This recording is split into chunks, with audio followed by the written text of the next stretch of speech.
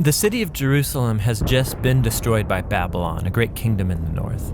And all of these Jewish people, they've been sent away into exile, but a few remained in the city.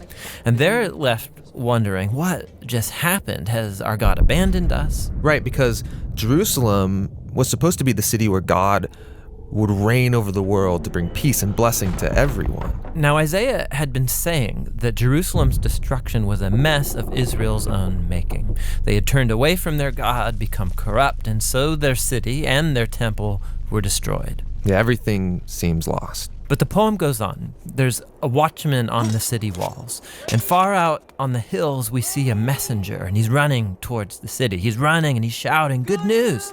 And Isaiah says, "How beautiful on the mountains are the feet of those who bring good news." Beautiful feet? Yes, the feet are beautiful because they're carrying a beautiful message. What's the message? That despite Jerusalem's destruction, Israel's God still reigns as king, and that God himself is going to one day return to this city, take up his throne, and bring peace. And the watchmen sing for joy because of the good news that their God still reigns.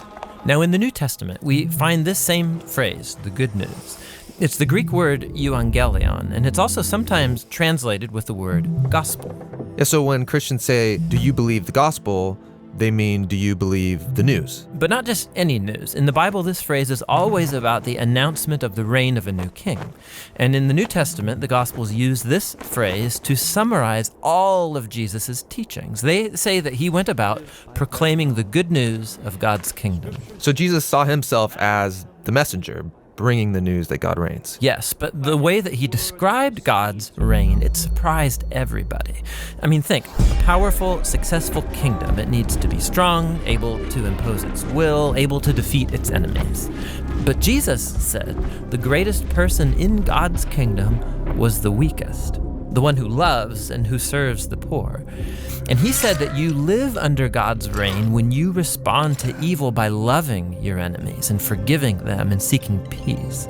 This is an upside-down kingdom.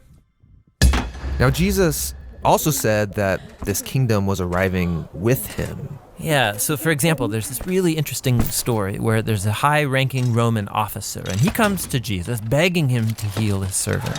And he even calls Jesus his Lord, acknowledging that Jesus is his authority.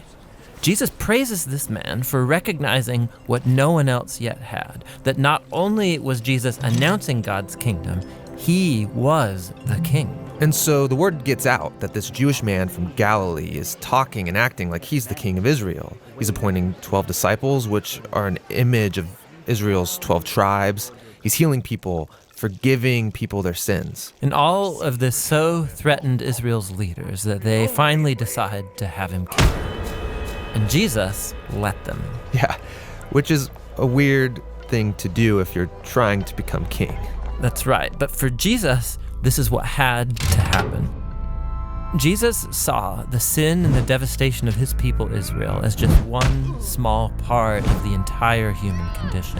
How all humanity has rebelled against God, resulting in the tragedy and devastation of our whole world. And so how is God going to bring his reign over such a world? Jesus believed it would be through an act of sacrificial love for his enemies. This is why in the Gospels, Jesus' crucifixion is depicted as his enthronement as the King of the Jews. Yeah, he receives a crown. He also receives a robe. He's exalted up, not onto a throne, but onto the cross. How beautiful are the feet that bring good news. And the good news now is that Jesus has defeated death and that he reigns as king, that he's dealt with our sin and corruption himself and that he's conquered it with his life and with his love. And then Jesus sends his followers to go out and keep announcing this good news of the upside-down kingdom. And to invite everyone to give their allegiance to him, the king who defeated death with his love.